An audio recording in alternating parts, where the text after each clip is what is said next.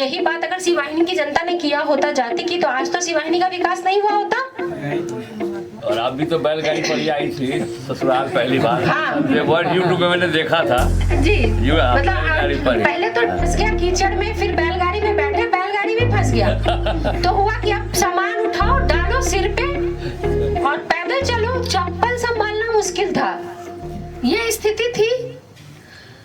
आप समझ रहे कि कितना ज्यादा पिछड़ापन की बात हम मतलब कर रहे हैं। और एक जो दिल्ली से एक महिला अपना ससुराल देखने आई हो और वहां पे उसको गाड़ी से उतार के बैलगाड़ी में बिठा और बैलगाड़ी से बोलो अब बेटा तुम चलो कीचड़ में, अब तो नदी पार करना है। वो तो हम दिल्ली में बैठ के जो भारत को देखते थे, इंडिया को देखते थे, यहाँ पर आके पता चला कि हमारा तो भारत ही कुछ और है। और नहीं, जो तकलीफें हमने यहाँ पे देखी, जो कि हम कई बार ऐसे मौके आए जो हमने YouTube पे सर बता रहे थे गुरुजी की, अभी हमने देखा है। लोग कहते हैं ना कि भारत की आत्मा गांव में बसती है। हम तो भारत की आत्मा को गांव में मरते देखे हैं, बसते नहीं मरते देखे हैं। जब हमारे जो काम करने वाले हमारे जो बेटे हैं, भाई हैं, पिता हैं, रोजगार की तलाश में बाहर जाते हैं, जिंदा वापिस नहीं आते हैं। कई बार ऐसा होता है, नहीं होता? कभी किसी के एक्सीडेंट का शिकार हो गए, कहीं कोई बीमारी से मर गए, कहीं अपाहिज होकर के लौटे, कई हमारी ऐसी माँ बहनें हैं जो कम उम्र में विधवा हो जाती है। सब किसको झेलना पड़ता है? आज रोजगार नहीं है। और यहाँ पे हमारे अभी जो कोरोना हुआ, कितना पोल खुला, कितने लोग बाहर रह रहे थे, क्या स्थिति हो गई थी उनकी। क्यों ऐसा है कि हमारे यहाँ पे रोजगार नहीं हो सकता? क्या ये गलती करेंगे दोबारा से? करेंगे? करिए, कोई दिक्कत नहीं है, आदत हो जाती है। हम बिहारी जो है ना बड़े एडजस्ट करने वाले लोग होते हैं। जिस जगह पे छोड़ दिया जाता है उसी जगह पे दो चार गाली निकालेंगे, बोलेंगे हाँ विधायक जी आए थे हम तो सुना दिए बढ़िया वाला, और इसी में लगता है कि जैसे सब कुछ हो गया। किसको सोचना है?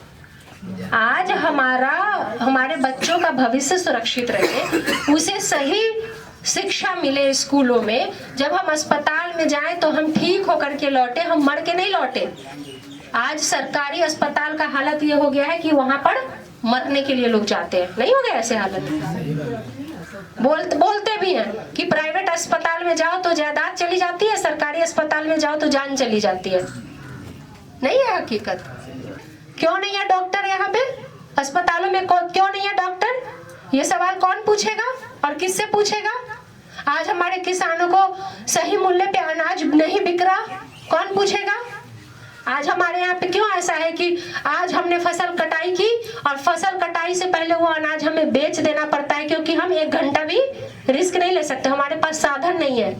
कितने किसान बैठे हैं यहाँ पे? सब किसान है। आखिर ऐसी क्या वजह है कि हमें हमारा जो लागत लगा है, कई बार वो लागत भी हम नहीं निकाल पाते? ऐसी स्थिति नहीं है क्या? कभी ये क्षति, कभी बाढ़ आया, कभी सूखा पड़ा, कभी ओला गिरा, फसल का नुकसान चाहे लाखों का हुआ हो, 6,000 2,000 में खुश हो जाते हैं। नहीं क्या करेंगे, वो भी मजबूरी, वो भी नहीं मिल पाता है। यही तो मजबूरी बना रखे हैं। यही तो बात है कि क्यों नहीं ऐसा हो सकता है कि सोनबरसा या परिहार प्रखंड में एक अपना वेयर हाउस हो, कोल्ड स्टोरेज हो, गोडाउन हो, जहां किसान अपनी मर्जी से अपने अनाज को अपनी मनमांगी कीमत पे बेच सकता है। ये क्यों नहीं हो सकता है? जिसको मिलता है उसको घर में देना, आदमी को मिलता है, जिसको नहीं मिलता उसको। ये सवाल कौन करेगा और किससे करेगा? ये सवाल कौन करेगा? जाति देख करके वोट दीजिएगा तो नहीं कर पाइएगा ये सवाल। ये सवाल आप तब कर पाइएगा जब आप खुद को वोट करिएगा। और खुद को वोट करना क्या है? जब आपको लगे कि आप एक ऐसे जनप्रतिनिधि को चुनिए जो आपको ये एहसास हो कि हम खुद विधायक हैं। विधायक किसी अन्य को नहीं चुना है, हम खुद विधायक हैं। जब ये सोच के साथ आप अपने आप बटन दबाएंगे ना, तब सही जनप्रतिनिधि आप चुनेंगे। कई बार तो ऐसा भी होता है कि 4 खरा हुआ 4 चोरे हैं, तो जाति वाला चोर को दे दो, यही होता है ना। कई बार ऐसा होता है कि 4 आदमी खड़ा हुआ, चारों चोर है, पता है कि ये भागेगा ही जीत करके, पता है पहले से, तो होता है कि अरे बाबू चारों तो चोर हो तो चल, तो बात की चलो चारों तो चोर ही है तो अपन जाति वाला चोर चुन लो, यही ना होता है। जाति वाले चोर को वोट दे देते हैं।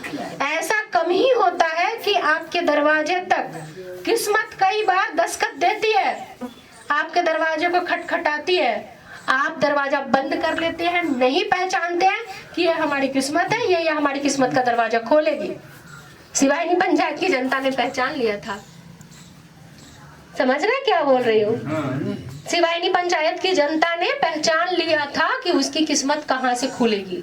तब सिवानी पंचायत की जनता ने जात पूछना छोड़ दिया था। ठीक है, आज वो गर्व से बताते हैं, टेढ़े होकर के बताते हैं, एकदम भकर के बताते हैं कि हम सिवानी के रहने वाले हैं। आज बेशक हमने कितना काम किया ये तो दूसरे बताएंगे, लेकिन एक गर्व तो अपने पंचायत के एक एक व्यक्ति को मैंने दिया है। मेरा एक एक पंचायत का व्यक्ति गर्व से बताता है कि हम सिवानी पंचायत के रहने वाले हैं। ये गर्व तो जरूर दिया है। क्या हम लोगों को इस गर्व का अधिकार नहीं कि हम गर्व से कह सके कि हम परिहार विधानसभा के रहने वाले हैं, कि हमारे एक एक पंचायत चमकना चाहिए? कैसे चमकेगा वो? जनता के सही चुनाव से। और जब चारों में चारों चोर नहीं खड़ा हुआ हो, किस्मत दरवाजा पे दस्तक दे रही हो, तो कौन निर्णय लेगा? तो जनता निर्णय ले। सोचिए जनता। तो आज जो पंचायत बिल्कुल जिसका नाम निशान नहीं था, ढूंढने पे पता नहीं चलता था कि सिवानी पंचायत कहाँ पे है, आज उसकी पहचान पूरे देश भर में है? उसका श्रेय किसको जाता है? उसका श्रेय, अगर आज सिवानी की कोई पहचान नहीं थी और आज सिवानी की पहचान है, उसका श्रेय किसको जाता है? आपको जाता है। नहीं,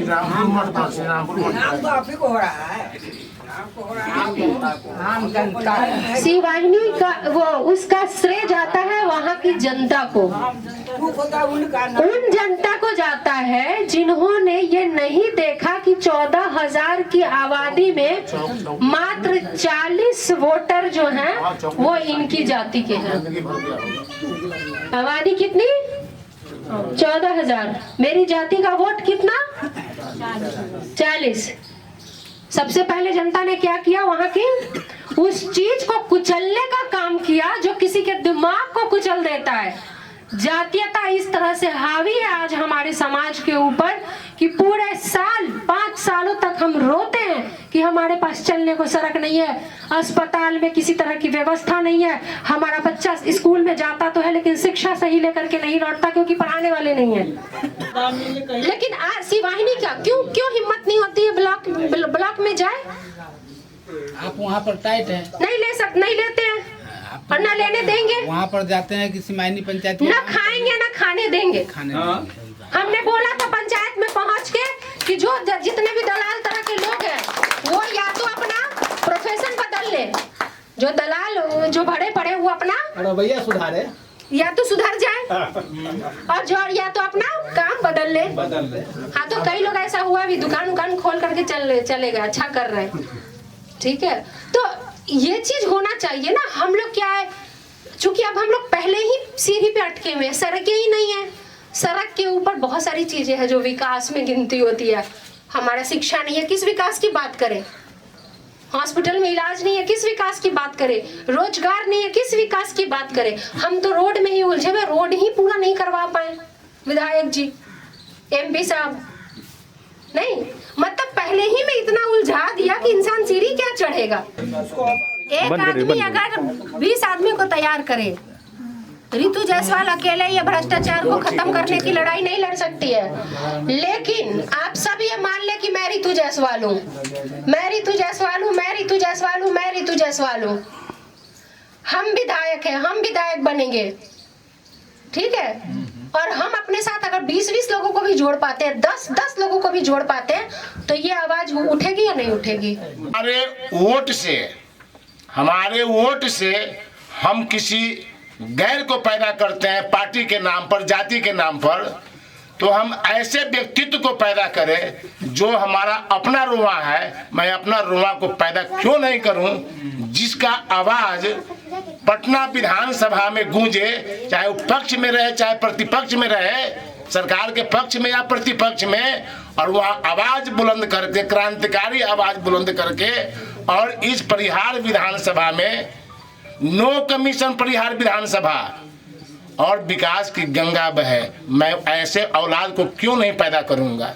जो भी आएंगे सब हमारे अपने आएंगे, लेकिन चुनना वैसा है, चुनना उसको है जो कौन औलाद मेरा कमासूत है। क्योंकि जिस वाहिनी में आपने देखा कि कृष्णदेव प्रसाद जैसा तेली का बेटा भी 83 से नौकरी उन्होंने की, और संयोग ऐसा रहा कि ट्रांसफर क्रम में मुझे एक अच्छी जगह मिली पूसा यूनिवर्सिटी के पास, जहां मैं 9 साल बिताया। वो भी मेरे लिए बहुत भाग्यशाली जगह थी। और मैं 31 जनवरी 2016 को आज़ाद हुआ, यानी रिटायर हुआ।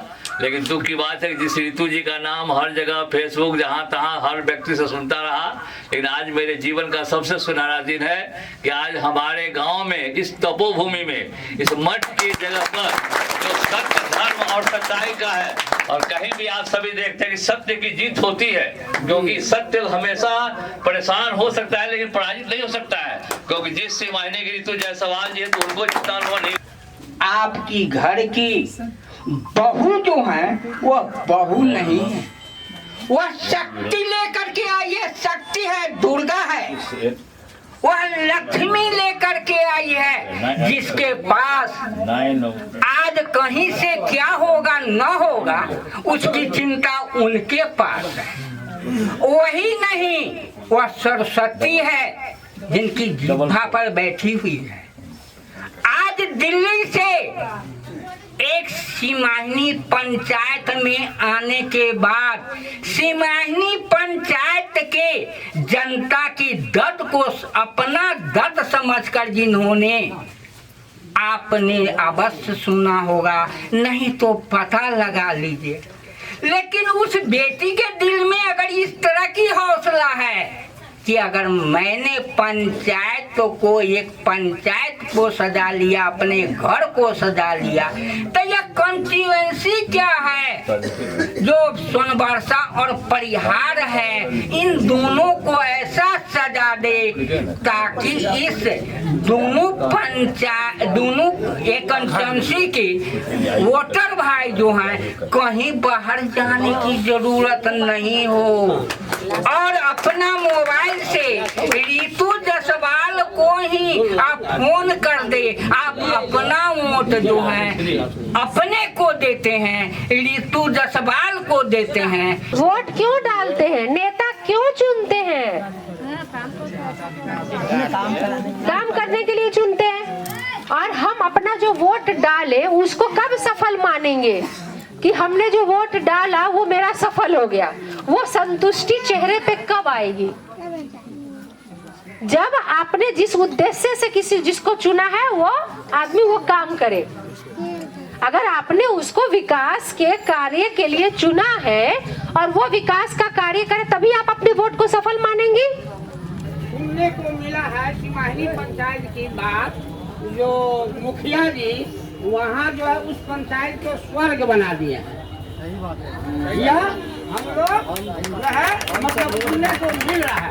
इसलिए हम लोग चाह रहे हैं कि अगर मुखिया जी जो अभी कहे हैं कि एक बार जनता जो है भूल कर लिया कि जो है हम वोट दे, हमारा काम नहीं हुआ, तो फिर दोबारा क्यों दे दिए? जब दोबारा दे दिए तो फिर आज तक आपके नरगा में गंगा बह रहा है, ये गली में फिरवा फर रहा है, ये क्यों? ऐसा क्यों बार आप लोग जनता जो है हमारे भूल कर रहे हैं? जनता को हमारा विकास चाहिए और हमारा रोड चाहिए और हमारा, हम परिवार नहीं जाएंगे डिलीवरी के लिए। मैं नरगा में हॉस्पिटल कराना चाह रहा हूँ और नरगा में डिलीवरी कराना चाह रहा हूँ। ऐसा बोला मुझको नेता ऐसा चाहिए, हमको नेता ऐसा चाहिए जो हमारे समाज में सब कुछ हो। नरगा ऐसा बस्ती है। फिर दूसरा वाला जो चुनाव में जो वोट दिए, तो मेरे पास देखना ये है कि मेरे पास ऑप्शन क्या है। ऑप्शन जो होता है, 4 ऑप्शन है, तो उसी में से किसी को हमको देना है। ये बात है, बस हम ये बात बोलना चाहेंगे। मतलब आप लोगों को ऑप्शन मिला ही नहीं? जी, बस जो ऑप्शन था उसी में से किसी को विकल्प नहीं था जी। ठीक है, मेरा जहाँ भी है जी एकदम जी अभी है, आप आइए एकदम ये बता दीजिए कि रितु जायसवाल को उसकी जाति पे वोट करेंगे, रितु जायसवाल को पार्टी पे वोट करेंगे, रितु जायसवाल की काम पे वोट करेंगे, आपके काम पे वोट करेंगे। और हम आपसे आके नहीं मांगे, हमें कुछ चाहिए नहीं, हमें चाहिए कि जहाँ हम खड़े हैं उनकी बात हम सुने, हमारी बात वो सुने।